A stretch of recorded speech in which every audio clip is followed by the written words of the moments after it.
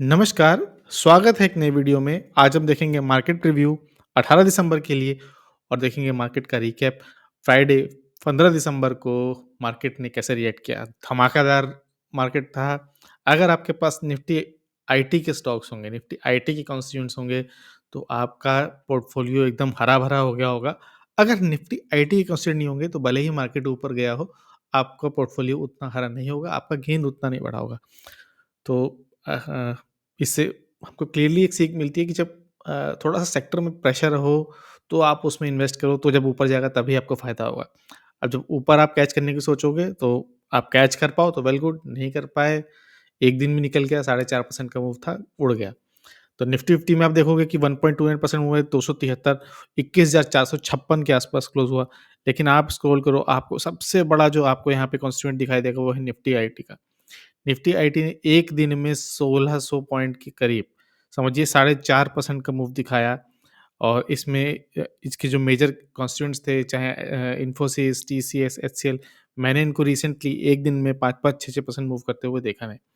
तो देखिए कहाँ से ये चला और अपनी जर्नी इसने अपने पूरे एंड पे सबसे ऊपर क्लोज़ की। अगर आप निफ्टी आईटी के कॉन्स्टिट्यूएंट्स देखोगे तो एचसीएल टेक देखिए 5.5%, परसिस्टेंट 5.5%, टीसीएस 5.5%, इन्फोसिस 5% से ऊपर, कोफोर्स 4.5%, टेक महिंद्रा 3.5%, एल&टी टेक्नोलॉजी 3.5%, एलटीआई माइंडट्री 3%, विप्रो 3%, एम्फैसिस 2.5%। गज़ब गेन था, लेकिन अगेन अगर आपके पास निफ्टी आईटी स्टॉक्स नहीं होंगे, तो आपका पोर्टफोलियो उतना ग्रीन नहीं हुआ होगा। निफ्टी आईटी देखिए 21,456 पे क्लोज़ हुआ, 21,500 का टारगेट हमारे पास पहले से ही था। जो हमारी ड्राइंग सेव नहीं किया तो हम एक काम करते हैं, इसको देख लेते हैं ट्रेडिंग व्यू के प्लेटफ़ॉर्म पे कप और एक हैंडल कप हैंडल का टारगेट कितना था 21,500 21,456 पे पहले ही बैठा हुआ है, तो ऊपर का स्कोप अब कम रह गया है, लेकिन ये वीकली बेसिस पे चार्ट था, वीकली बेसिस पे अपना टारगेट हिट कर लिया। अगर आपने आईटी 20, निफ्टी 20 के साथ भी ट्रेड किया होगा, तो आपने ज़बरदस्त प्रॉफ़िट बनाया होगा। अब आता है कि अब फर्दर टारगेट क्या होगा? वापस चलते हैं ज़ीरोधा पे। तो वीकली चार्ट पे आप क्या देख रहे हैं कि एक एक इस तरह का हल्का-सा पोल एंड फ्लैग बन रहा है। अगर आपको दिख रहा है तो ठीक, ये पोल हो गया और ये इसका फ्लैग इस तरह से हो गया। इसने पोल एंड फ्लैग को बीट किया, अब इसका टारगेट क्या होगा? पोल होगा। लेकिन वीकली से भी अच्छी पिक्चर हमको दिख रही है मंथली बेसिस पे, तो आप इसको मंथली सेलेक्ट कर लीजिए टाइमिंग के लिए। मंथली लगा लिया हमने, मंथली बेसिस पे आप देखिए अगर आपको दिख रहा है तो नीचे क्लियरली एक मॉर्निंग स्टार बना था, red candle, doji green candle, उसके बेसिस पे आपने भी इन्वेस्टमेंट किया होता तो भी आप फ़ायदे में रहते। लास्ट टाइम जब नीचे गया था तो भी उसने देखिए एक बुलिश एनगल्फिंग कैंडल बनाई, यहाँ पे भी बुलिश एनगल्फिंग कैंडल बनाई। आपका व्यू होता है, आपको मंथली और वीकली बेसिस पे बहुत ही क्लियर कैंडल्स दिखती हैं। ख़ैर फिलहाल हम यहाँ क्या देख रहे हैं, हम देख रहे हैं एक पोल और ये इसका फ्लैग। पोल फ्लैग को बीट किया इसने। अब पोल फ्लैग का टारगेट क्या होता है? आपको जो पोल की हाइट होती है उसी को आपको कॉपी करना होता है। क्लोन कर लेते हैं। इसी को इसको पेस्ट कर देंगे पोल फ्लैग पे, फ्लैग के टॉप पे। तो इसका टारगेट जो है वो ऑलमोस्ट आ रहा है देखिए 23,200 के आसपास। तो लेकिन याद रखिएगा ये मंथली बेसिस का टारगेट है। मंथली कैंडल 30 दिन होने के बाद एक कैंडल फॉर्म होती है। तो अगर आप इतना पेशेंस आपके अंदर है, लॉन्ग टर्म इन्वेस्टमेंट है, तभी आप इसमें जाना। ये बात ध्यान रखना पड़ेगा। ऑप्शन चेन देख लेते हैं। ऑप्शन चेन 21 दिसंबर की एक्सपायरी लगाई है। रेजिस्टेंस दिख नहीं रहा है। कोई भी कॉल राइट करने को तैयार नहीं है इस पॉइंट पर। 21,500 जो नेक्स्ट टारगेट है, वहाँ भी देखिए 93,000 ओपन इंटरेस्ट है, बहुत ज़्यादा नहीं है।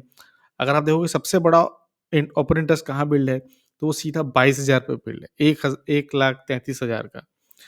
तो कोई भी इस समय शॉर्ट करने या कॉल राइट करने की पोज़ीशन में नहीं है, कोई बड़ा रिस्क लेना नहीं चाहता। मार्केट पूरा स्विंग में है, पूरा बुलिश मोमेंटम है और आप रेजिस्टेंस हो गया।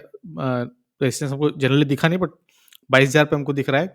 सपोर्ट देखिए कहाँ बन गया है, सपोर्ट 21,300 पे बन गया है, 1,40,000 का ओपन इंटरेस्ट है। तो मार्केट एक्सपेक्ट कर रहा है कि 21,000 21,300 जो है वो लॉन्ग टर्म का सपोर्ट रहेगा। 21,200 पे भी 1,00,000 का सपोर्ट है, 21,000 पे भी ऑलमोस्ट 1,00,000 का सपोर्ट है। बुलिश मोमेंटम है, पूरी तरीके से राइड करेंगे। पुराने कुछ स्टॉक्स देख लेते हैं, नए कुछ स्टॉक देखेंगे, क्विकली देखेंगे, बहुत सारे स्टॉक्स हैं। एशियन पेंट्स हम ट्रैक कर ही रहे हैं। एशियन पेंट्स ने 2.5% का मूवमेंट दिखाया था, अभी भी ऊपर की जर्नी बाकी है 3500 तक। अगर आप इसमें बने हो तो बने रहो। एशियन पेंट्स का भाई पिडलेट, पिडलेट भी अपने मूवमेंट पर है, अच्छा मूवमेंट है, ऊपर जाने 2700 के टारगेट को जाने को है, ऑलमोस्ट 2650 पहुँच गया है। अगेन हमारी ड्राइंग सेव नहीं की, पर दोनों एशियन पेंट्स और पिडलेट में कप एंड हैंडल इस तरह से बना हुआ है। कप एंड हैंडल को बीट किया इसने, इसका टारगेट इसका सॉरी इसका टारगेट मीट हो चुका है यहाँ पर। अब इसके बाद इसने अपर चैनल शुरू किया, अब हायर हाई बना रहा है, तो अपने प्रीवियस हाई के पास जाने का पूरे-पूरे चांसेस हैं। दीपक नाइट्राइट ये वीकली बेसिस पे चार्ट खोल लिया है मैंने। दीपक नाइट्राइट को आप अगर वीकली बेसिस पे चार्ट लगा लो और देखिए, अब केमिकल सेक्टर में प्रेशर है, तो आपको केमिकल सेक्टर में अभी पोज़ीशन बनानी पड़ेगी, ताकि जब केमिकल के सेक्टर जो है अपने टॉप पर जाए, तो आपको उसका बेनिफिट हो। अगर आप इस तरह से 3-4 पहले आप पैरेलल लाइन ड्रॉ कर लो दीपक नाइट्राइट में, इस समय अपने टॉप पे बैठा है, देखिए यहाँ इसको बीट नहीं कर पाया, वीकली बेसिस पर रिजेक्शन मिल गई। नीचे आता है तो वेल गुड, आपके पास एक और अपॉर्च्युनिटी होगी। लॉन्ग टर्म में ये देखिए इस तरह से हो सकता है एक राउंडिंग बॉटम बने, और फिलहाल आपको बहुत ज़्यादा उसकी ज़रूरत नहीं है। आप देख पा रहे हो कि सपोर्ट रेजिस्टेंस कहाँ पर क्लियर क्लियर बना हुआ है। आप ये गेम प्ले कर सकते हो। अगर ये नीचे की तरफ आया 1800 पे, अब देख लेना।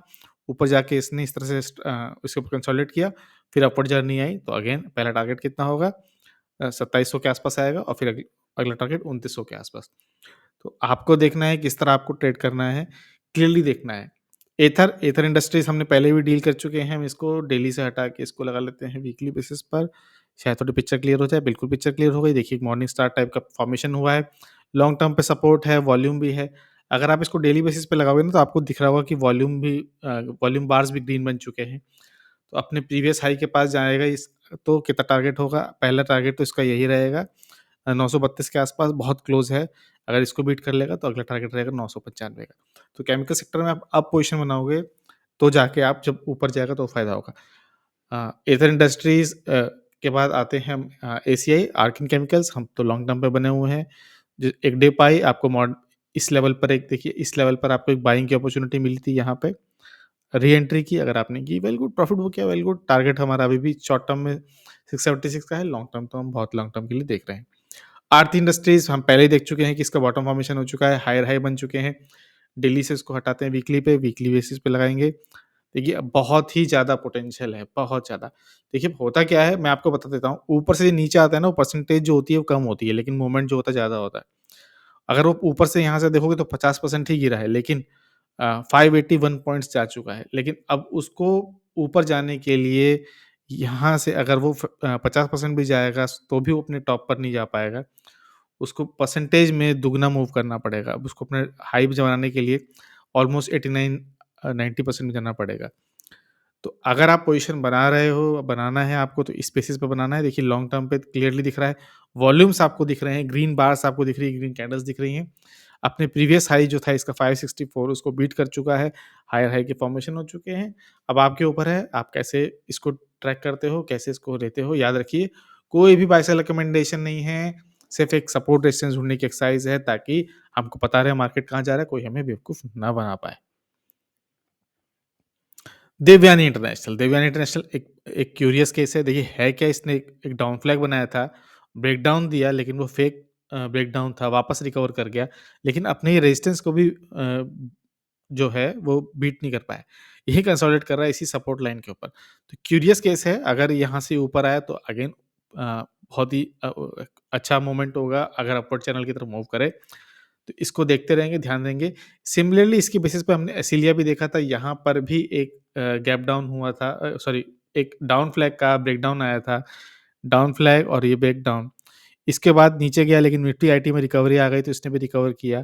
अभी भी इस फ्लैग में नहीं आया है, तो इसको देखेंगे, क्योंकि इसके नीचे के टारगेट 1000 के पास बनते हैं, तो इसको भी आप उसी तरीके से ध्यान देंगे। रिलायंस में हम बने हुए हैं, अपने टारगेट के पास जा रहा है, बने रहेंगे, कोई करेक्ट नहीं। बीकाजी में क्या था, पोलन फ्लैग कंटिन्यूएशन था, अपने चैनल के ऊपर था। यहाँ पे इश्यू क्या है कि इसने वापस देखिए ब्रेकआउट भी आया, अगर आप ध्यान दो तो यहाँ ब्रेकआउट आया, उसके बाद इसने रीटेस्ट किया और ये अपवर्ड जर्नी पर है। बहुत ही अच्छी अपॉर्च्युनिटी है, ये हमारी दिवाली पिक भी थी, और मैं तो इसको बहुत ही लॉन्ग टर्म के लिए कैरी कर रहा हूँ, अच्छी बात है। वीकली बेसिस पे लगाओगे तो पिक्चर शायद और भी क्लियर हो जाएगी।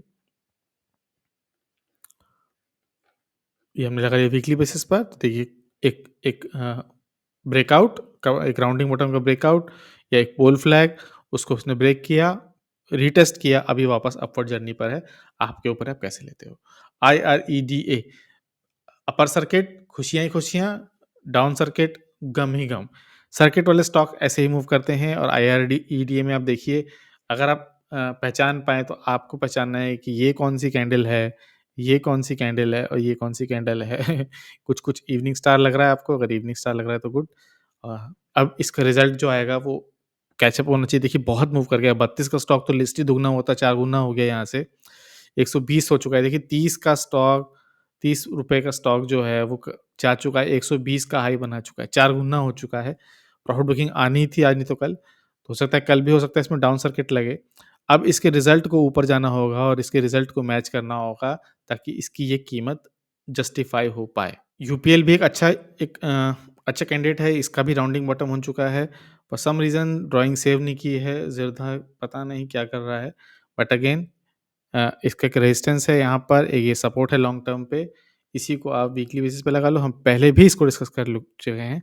याद रखिए स्टॉक्स आप रेगुलरली फॉलो करते रहिए, यहाँ पे आप देखिए रेजिस्टेंस है, लॉन्ग टर्म पे यहाँ पे रेजिस्टेंस बना हुआ है सब और फिर यही सपोर्ट बना हुआ है, अब यही रेजिस्टेंस का काम करेगा।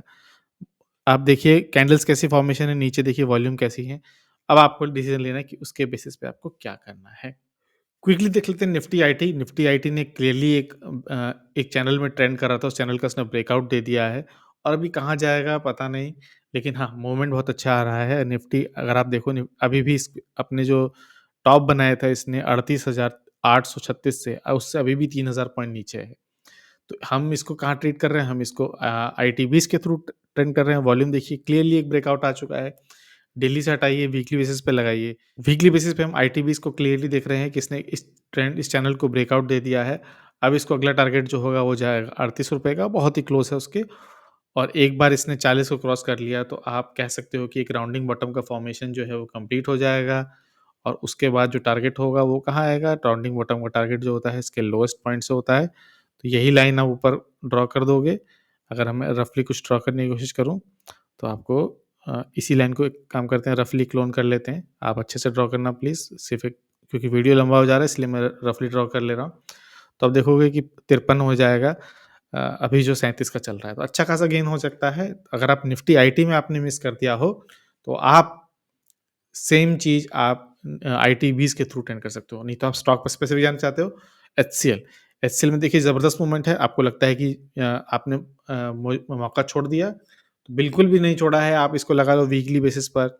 वीकली बेसिस पे लगाते ही हमको क्या दिख रहा है कि एक राउंडिंग बॉटम का फॉर्मेशन क्लियर हो चुका है। अगर मैं यहाँ से एक हॉरिज़ॉन्टल लाइन सेलेक्ट करूँ, हॉरिज़ॉन्टल लाइन सेलेक्ट करने के बाद मैं इसको प्लेस करूँ, तो आप क्लियरली देख रहे हो कि ये एक राउंडिंग बॉटम यहाँ पे कंप्लीट हो गया है, ब्रेकआउट आ गया है, ब्रेकआउट के साथ वॉल्यूम के साथ आया है।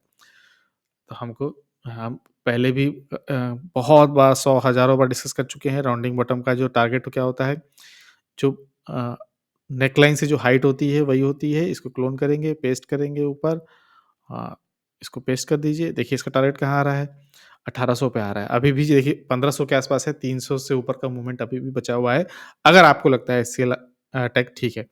ज़ेनसार उससे भी इंटरेस्टिंग है, देखिए वीकली बेसिस पे पहले लगाया हुआ है, राउंडिंग बॉटम तो इसमें है ही है, इसमें देखिए मल्टीपल कन्फर्मेशंस हैं, एक तो राउंडिंग बॉटम है ही है, नहीं तो आप कैसे देख रहे हो यहाँ पे इन्वर्टेड हेड एंड शोल्डर, ये हो गई नेकलाइन, इसका ब्रेकआउट, क्लियरली ब्रेकआउट आ चुका है और चाहे राउंडिंग बॉटम हो, चाहे इन्वर्टेड हेड एंड शोल्डर हो, दोनों का टारगेट हमको पता ही है। नेकलाइन से आप सबसे बॉटम पे पहुँच जाइए, कॉपी करिए, क्लोन करिए और इसी लाइन को ऊपर पेस्ट कर दीजिए। हम ऊपर पेस्ट करते हैं, तो ज़ेनसार जो अभी 560 पे चल रहा है, उसका टारगेट हमको कहाँ दिख रहा है? अगर आप इसको प्लेस कर दो, तो ₹900 के पास दिख रहा है। तो देखिए, कहाँ 600 और कहाँ 900 आपको देखना है, पोज़ीशन लेनी है अपने हिसाब से, रिस्क रिवॉर्ड देखना है, जो आपको रिस्क रिवॉर्ड फ़ेवर कर रहा हो, उसी की तरफ जाना है।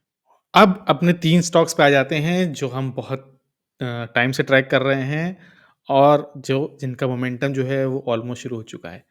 आप प्लीज़ अगर ट्विटर पे हो, एक्स पे हो तो प्लीज़ मुझे फ़ॉलो करो, मैं वहाँ पे ट्वीट करता रहता हूँ, लाइव मार्केट में भी ट्वीट करता रहता हूँ।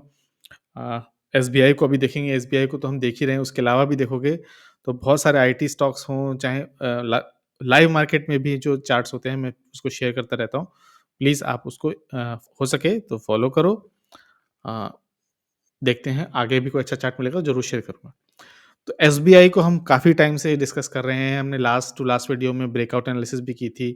डेली बेसिस पे देखिए इसने ब्रेकआउट दे दिया है, हम पहले से ही प्रिपेयर्ड थे इसके लिए। वीकली बेसिस पे देखोगे तो आपको पिक्चर कितनी क्लियर दिखाई देगी वो आपको देखना है। देखिए सपोर्ट जो था वो धीरे-धीरे ऊपर ही जा रहा है, रेजिस्टेंस वहीं पर है। क्विकली हम क्लियरली समझ सकते थे कि सपोर्ट ऊपर जा रहा है, बहुत ही क्लोज़ जाके ब्रेकआउट आ जाएगा। वीकली बेसिस पे ब्रेकआउट क्लियरली ब्रेकआउट आ चुका है, देखिए 648 पे क्लोज़ हुआ है। शॉर्ट टर्म में इसका टारगेट कितना होगा, यहाँ से आप देखिए ये कप और ये हैंडल, कप हैंडल का हमने अभी भी देखा, पहले भी देख चुके हैं, 750 के आस-पास जाएगा लगभग। आप इसको रफली क्लोन कर लेते हैं हम इसको। क्लोन करने के बाद इसी लाइन को ऊपर पेस्ट कर देंगे यहाँ पे। तो देखिए 750 के आस-पास का टारगेट बन रहा है बहुत शॉर्ट टर्म बेसिस पर। लेकिन जब वीकली बेसिस पे ब्रेकआउट आता है तो बहुत अच्छा ब्रेकआउट होता है। हम उसको जीएमडीसी में देख चुके हैं और भी बहुत सारे स्टॉक्स में देख चुके हैं। जब वीकली बेसिस पे ब्रेकआउट आता है तो बहुत ही ज़बरदस्त होता है। चाहे बीएसई क्यों ना हो। तो क्लियरली एक टारगेट बन चुका है, एक पोटेंशियल मूव है। अब तो अभी तो स्टार्टिंग हुई है एसबीआई की, आगे चल के और भी आएगी। एसबीआई कार्ड्स में हमारी पहले की बहुत सारी एनालिसिस पड़ी हुई है। देखिए इसने इस फॉलिंग ट्रेंड लाइन को ब्रेक करने की कोशिश की, रीटेस्ट किया पल मल्टीपल 1, 2, 3, 4, 5 बार रीटेस्ट किया, फिर हल्का-सा मोमेंट दिया, फिर अब एक डोजी कैंडल बनी है। अभी भी तैयार नहीं है, अभी भी पूरा 100% रेडी नहीं हुआ है, लेकिन रेडी बैठा हुआ है।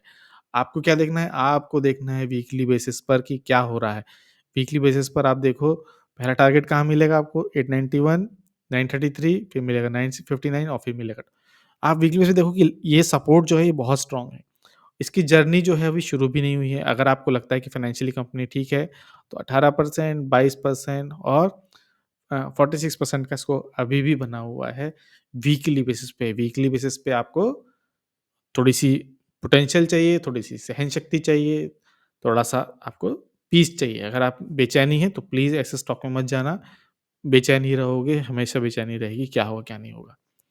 फंडामेंटल स्टॉक्स जो अच्छे स्टॉक्स हैं, ग्रोथ स्टॉक्स हैं, ईज़ी मनी आएगा अब रेट कट के बाद, तो और भी अच्छा मूवमेंट हो सकता है, क्लियरली ऊपर जा रहा है।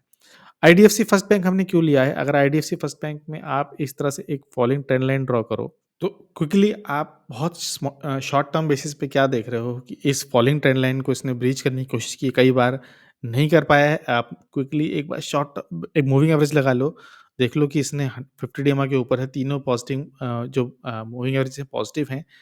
इसने इसके ऊपर क्लोज़ किया है।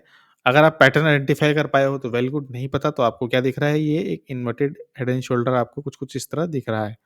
इसने इसको ब्रीच कर दिया है सक्सेसफुली और तो वापस 100 के टारगेट्स बनेंगे, लेकिन सिर्फ़ इतनी ही बात नहीं है।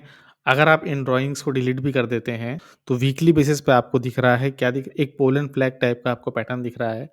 अगर मैं कुछ ड्रॉ करूँ, आप यहाँ से पोल मारना चाहते हो गुड, नहीं तो ये भी अच्छी हाइट है पोल और ये फ्लैग और इस पोल फ्लैग का ब्रेकआउट। ये देखिए 53 से लेके 90 बहुत अच्छा पॉजिटिव मूवमेंट आ सकता है अगर इसने इस पोल एंड फ्लैग को कंटिन्यूएशन बनाया। याद रखिएगा कि ये वीकली बेसिस पे कैंडल है, फंडामेंटल्स आईडीएफसी बैंक के ठीक हैं, बहुत ही हाई ग्रोथ स्टॉक्स है, पोटेंशियल अभी भी बहुत ज़्यादा बना हुआ है।